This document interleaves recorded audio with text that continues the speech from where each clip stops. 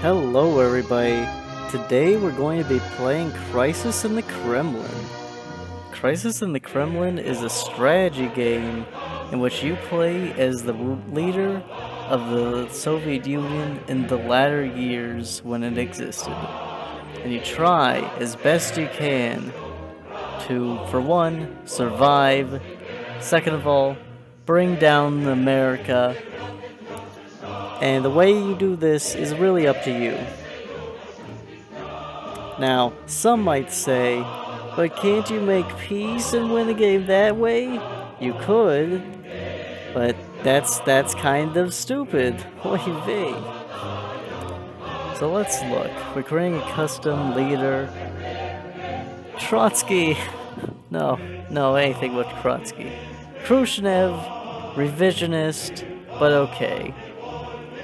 So, foreign policy, conservative. What this basically means is that while we're not really friends with the West, we don't actively antagonize them at every turn and try to be in open conflict with them.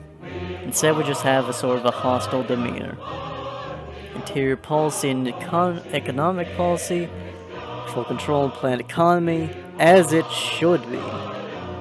Now, start of the game, we have the history, and we can change little things about it.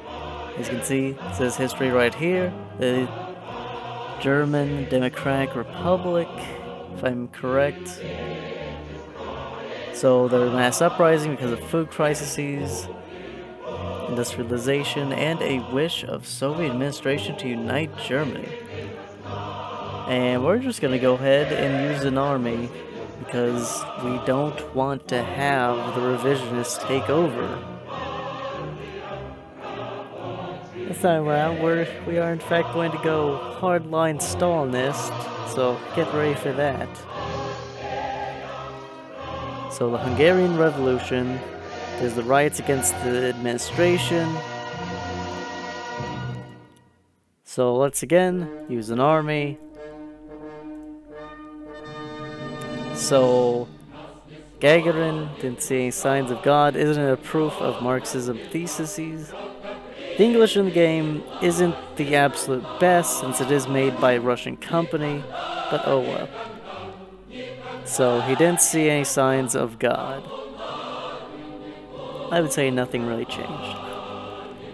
We could strengthen the anti-religious policy, but really, it's a pretty good balance as is in the Soviet Union, where on the one hand, you can practice whatever religion you want in the privacy of your own homes or at designated locations, but you can't be proselytizing in public.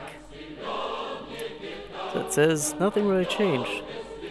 Czechoslovakia, use an army once again, except this time, mass liberalization. Pretty bad. We don't want the liberals to take over. Okay, now this is kind of an interesting one. Lieberman's reform, which was trying to get a bit of a decentralization, see reform and expand the independence, try to stimulate the economy, and at the time Lieberman just thought, hey, the concept of this reform would be the paper used to issue it. And it wants to get rid of the OGAS, or OGAS program, which we'll get into later. But instead of Lieberman's proposal, we are going to present the idea of automation instead.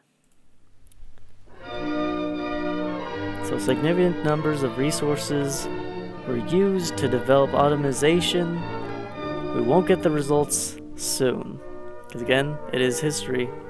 And so now, over here, we have our budget, the finance ministry, and this is where we can tweak everything.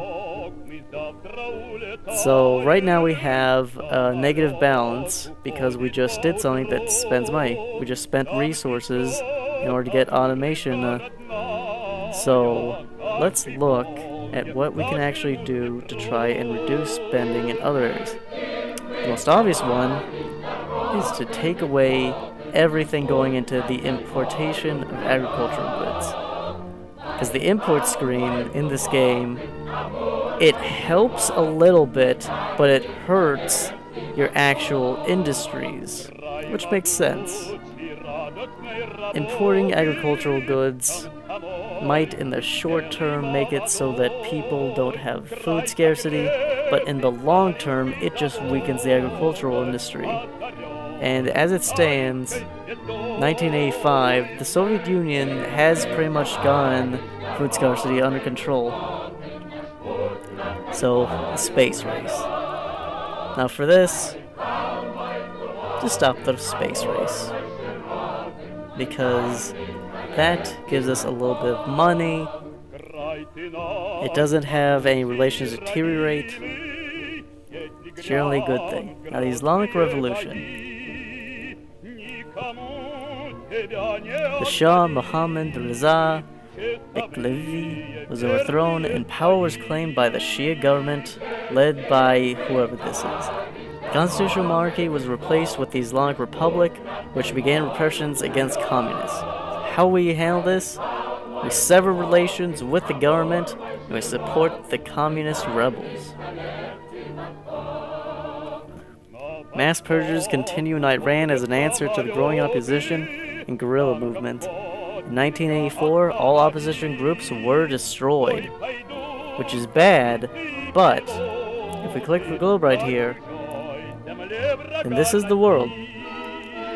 If we go to influence map mode, we can see the blue is everything that is under the control or influence of the United States, and red is something that's under our influence.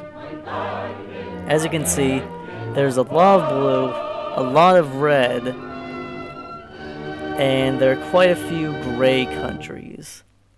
The game is sort of a historical because I don't believe India at any point was socialist. I could, however, be wrong. I don't remember that ever being a thing, though I suppose Mahatma Gandhi. Mahatma Gandhi was pretty socialist, or he might have even just been a socialist. That's not important right now, so let's not get off track. The point is, this is Iran. Right now, it is gray. Iraq is red. It's under our control. And if we had instead supported Iran's left, we would have gained them as a good country in our red. We would have lost Iraq. And that's not something we want to do, especially since later on we can invade them if the United States have fallen. So let's see, can we change things with this now? Okay, good, because at the start of the game you can't actually add funds to anything, you can only take it away. So let's look at all this, and let me tell you a bit about all the stuff that we're going to be doing. So the envelopes are essentially bribes. It's hard cash that you are sending to certain people. You might say, well, why would you do that? Why would you bribe people? The fact of the matter is that the Soviet Union is a huge country, and there really is very little ability to have a centralized control over it, as much as some people might say. So there is a fair degree of autonomy in the individual republics. And because of that, the various republic leaders need to be greased in order to keep the republics under control. If we go back to the map, we can see that Russia itself, the RSFSR, it has a loyalty of 98. Go around, we can see Belarus, Ukraine, Lithuania, Latvia, Estonia, Uzbekistan. All these dark red parts are a constitutional part of the Soviet Union.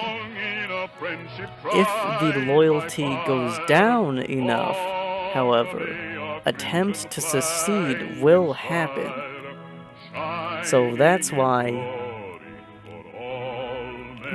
I accidentally clicked this instead of the finances. That's not too great, but oh well.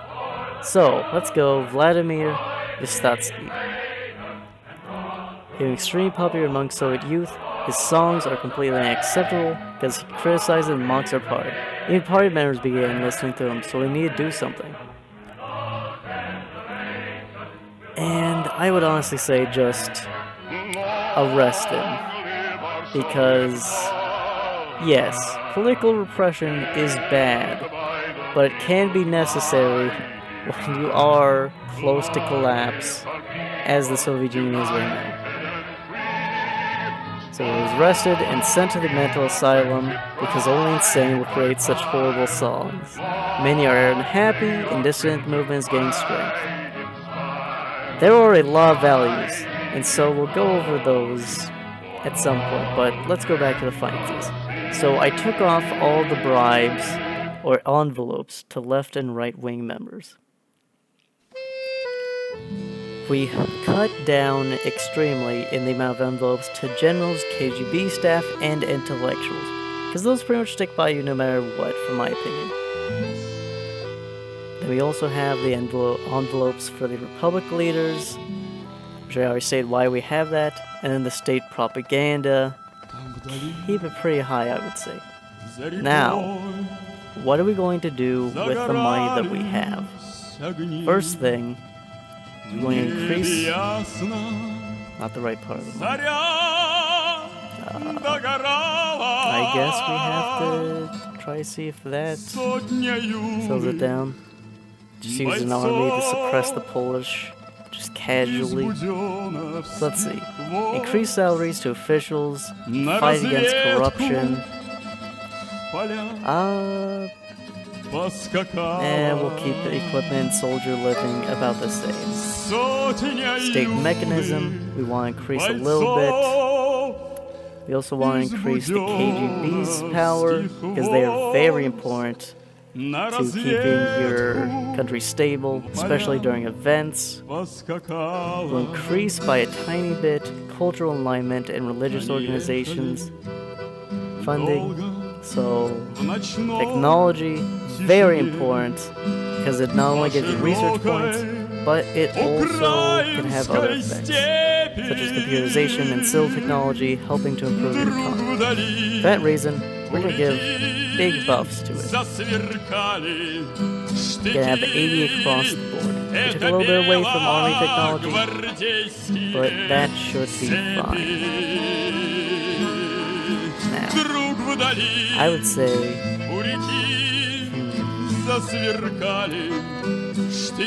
sure, we'll actually take a little bit away from, because what we want is get agricultural goods just a little bit up. We get services up.